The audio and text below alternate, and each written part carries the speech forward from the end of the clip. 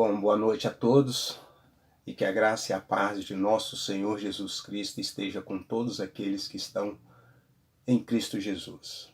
Boa noite a você que está perto, você que está longe, você que está no Brasil, você que está fora do Brasil.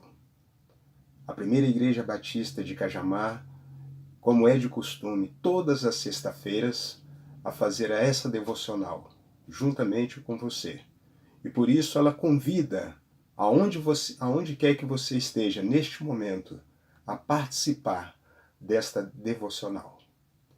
Para isso nós queremos orar pelas nossas autoridades, orar pelas nossas famílias que carecem das nossas orações. Senhor nosso Deus, nosso Pai, queremos neste momento agradecer o Senhor pela maneira como o Senhor tem, ó Deus, manifestado a Tua graça, a Tua misericórdia, ó Deus, nos dando a oportunidade de poder falar com o Senhor e ter a certeza que o Senhor está nos ouvindo segundo o Teu querer, segundo a Tua vontade. Pai, neste momento queremos colocar diante do Senhor as nossas autoridades, ó Deus, eclesiásticas, ó Deus, aqueles que estão à frente, ó Pai, da batalha, ó Pai, que estão à frente, ó Deus, no Teu trabalho, fazendo, ó Pai, o Teu reino prosperar, ó Deus, aqueles que estão à frente, ó Deus, do rebanho, do qual o Senhor confiou, ó Deus, que o Senhor esteja, ó Pai, capacitando-os, orientando naquilo que realmente o Senhor quer que façamos mediante a Tua vontade. Também, ó Pai, queremos colocar diante de Ti, ó Deus, as nossas autoridades, estadual, municipal, governamental, enfim, ó Deus, o chefe da nação. Tu sabes, o Senhor conhece, ó Pai, aqueles que o Senhor confiou e colocou, ó Deus, nessas cadeiras. Da mesma forma, queremos colocar diante do Senhor as nossas famílias, ó Deus, também que passam por momentos difíceis, ó Deus. Tu sabes, o Senhor conhece as necessidades de cada uma. Por isso nós, nesta noite, ó Deus, rogamos ao Senhor que o Senhor esteja, ó Pai, entrando com as Tuas devidas providências, ó Deus, a favor daquele que Te clama, Senhor, de um coração sincero, Deus. Nós assim oramos, agradecidos no nome de Jesus. Amém. Irmãos, hoje eu gostaria de falar de um assunto que muitas vezes as pessoas não gostam de ouvir, não gostam de falar, e a igreja realmente ela precisa muitas vezes discutir ou falar deste assunto. Eu sei que ninguém gosta de falar sobre a morte, e nem especialmente da sua própria morte. Mas hoje eu quero lhe pedir que você faça uma exceção. Mas pense no assunto. Pense no assunto. Mas não pense na morte como algo que vai acontecer daqui a muitos anos. Não pense assim dessa forma. Imagine que você foi ao médico ver o resultado dos seus exames e ele lhe disser que você só tem 6 meses de vida. A pergunta que eu te faço é a seguinte: como você vai viver estes seus últimos dias, ou esses últimos meses? Eu não sei quanto a você, mas eu iria passar o máximo de tempo com pessoas que eu amo, fazer aquele passeio que realmente nunca fiz, me reconciliar com aqueles amigos, os vizinhos, meus irmãos, né? E reconciliar também com aquele meu colega de trabalho. Acertar aquela conta, aquela documentação, esclarecer aquele mal-entendido e, enfim, tentaria acabar com as minhas pendências pessoais. Fazia dessa forma. Agora, sem tempo a perder, sem orgulho, sem confusão, sem complicação. Não é impressionante como a ideia da morte nos ensina a viver? É interessante? É exatamente isso que nos encontramos na primeira carta do apóstolo Pedro, capítulo 4, versículo de 7 a 11. Eu convido a você a abrir a sua Bíblia, se caso você tiver a sua Bíblia aí, né? Abra a sua Bíblia, caso você não tenha, mas ouça o que a palavra de Deus nos diz nesta noite, nesta carta do apóstolo Pedro, capítulo 4, versículos de 7 a 11, diz assim: O fim de todas as coisas está próximo, portanto sejamos criteriosos e estejam alertas, dedique-se à oração. Sobretudo, amem-se sinceramente uns aos outros, porque o amor perdoa muitíssimos pecados. Sejam mutuamente hospitaleiros, sem reclamação, cada um exerça o dom que recebeu para servir os outros, administrando fielmente a graça de Deus em suas múltiplas formas. Se alguém fala, faça-o como quem transmite a palavra de Deus. Se alguém serve, faça com a força que Deus provê, de forma que em todas as coisas Deus seja glorificado mediante Jesus Cristo, a quem seja a glória e o poder para todo sempre. Amém. Quando o imperador Nero ele desencadeou ali uma grande perseguição aos cristãos, uma perseguição perversa, uma perseguição maldosa, no ano aí de 66 depois de Cristo. Muitos foram obrigados a deixar, né, seus lares e fugir para uma terra mais distantes, uma terra remota nas regiões do Império Romano. Pedro, ele prevendo o que ia acontecer, o que iria muitos morrer, principalmente ele mesmo, principalmente ele próprio, ele ia morrer. Então ele alerta os cristãos a se precaver, né, em relação a tudo que estava acontecendo. Então ele dá esse alerta: o fim de todas as coisas está próximo, ou está próximo. Então ele passa a exortá-los a viverem suas vidas na expectativa, né, da morte iminente. Você não estamos nas mesmas condições dos nossos irmãos daquela época. Nem pensar. Mas nem o médico também que te falou que você viveria 6 meses de vida, né? Porque, mas uma coisa você vai concordar comigo. Todos nós estamos na fila. Todos nós. E a qualquer momento eu e você pode ser chamado. Mas para você ser chamado, você precisa, antes de tudo, colocar também o seu nome no livro da vida, enquanto é tempo, né? Mas nós não sabemos da hora que vamos ser chamados.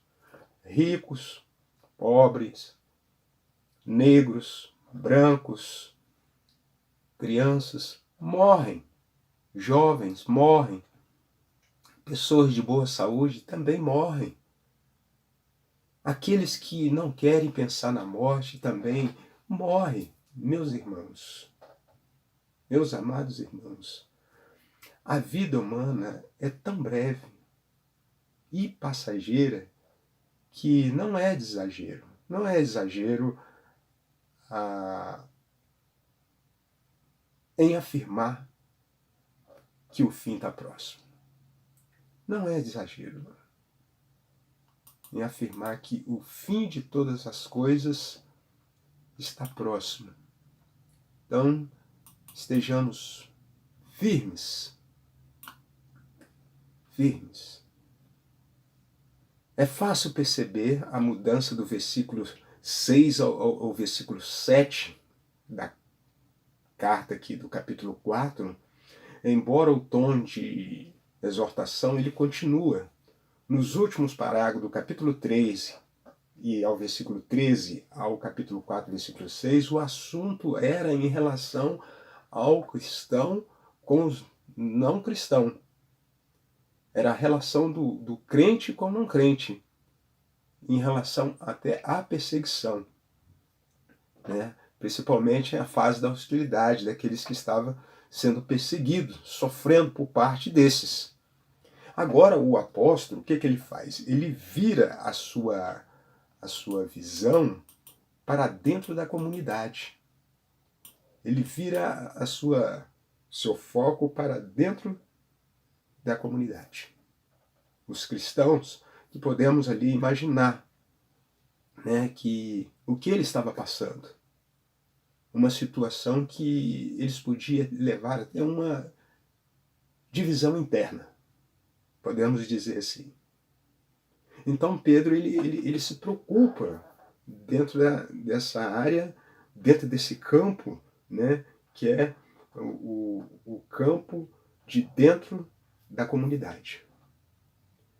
Então, se sabemos que o fim de todas as coisas está próximo, né, como a Bíblia nos exorta a viver? Como a Bíblia nos exorta? Primeiro, que sejamos criteriosos, mente sã. Mente sã.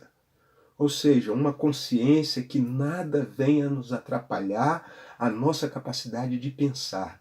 Podemos ser desviados dentro do nosso pequeno mundo centrado em nós mesmos. Isso é fato. Nós podemos ser desviados dentro do nosso mundo, né? Um mundo egoísta, pensando em nós mesmos, né? Aquele que está sóbrio não se perde como um bêbado no seu ser neste mundo. Ele não deixa se levar por palavras contrárias, ou ele estará sempre atento. Sejamos criteriosos no nosso lar, no cumprimento da promessa que fizemos com o nosso cônjuge, com nossos filhos, na honestidade, na transparência, nos relacionamentos, nas regras que criamos, na dedicação e no amor. 1 Tessalonicenses capítulo 5, versículo 6 diz: portanto, não durmamos como os demais, mas estejamos atentos e sejamos sóbrios. Meus irmãos, sejamos sóbrios. Sejamos sóbrios e atentos. Não é um sono físico, mas sono moral. O contrário de uma pessoa embriagada, um indivíduo que não possui noção e nem percepção daquilo que faz ou da onde está. Eu conheço esse filme. Eu vivi esse filme no passado. Uma pessoa embriagada, ela não sabe o que faz. Então hoje eu dou graças a Deus, porque hoje eu estou no mundo de cima. E o mundo anterior do qual eu vivia, o mundo de embriaguez, é o mundo de baixo. Então hoje eu tenho uma visão clara, né, do que o mundo de baixo e o mundo de cima, o qual eu estou vivendo hoje. Mente sã. A mente lavada, remida pelo sangue do Cordeiro. Ou seja, é uma visão de mundo. É você, o crente, né, ele tem que ter essa visão de mundo. Né? Se o descrente age como tem, porque eles agem assim, porque eles não conhecem a Deus. Mas o crente que conhece a Deus, ele tem uma visão de mundo. Ou seja, os crentes não são do mundo. Não devemos viver como o mundo, porque nós temos a luz de Cristo. Nós temos a luz da vida e não nos compete andar em trevas. Devemos estar sempre na expectativa abençoada da volta do Senhor Jesus Cristo. É fato que a qualquer momento Ele fará a chamada. A qualquer momento Ele está nos chamando. Então, que estejamos preparados com a mente sã. O fim está próximo, sejamos criteriosos, sejamos sóbrios a bem das nossas orações. Amém? Sejamos sóbrios das nossas orações. As orações dos cristãos que mantêm seus olhos voltados na direção certa, ou seja, uma vida de autodomínio, uma vida de sobriedade, dedicada à oração. Esperar os tempos do fim, sobretudo a segunda vinda de Cristo, vivemos uma atitude de despreendimento. Despreendimento com a disposição de desfazer de tudo que seja obstáculos ou obstáculo para essa virada na história. Vamos viver bem para morrer bem. É simples assim. Viver bem para morrer bem. Mateus 24, versículo 42, portanto, vigiem, porque vocês não sabem em que dia virá o seu Senhor. Estejamos atentos, para que não sejamos pegos de surpresa.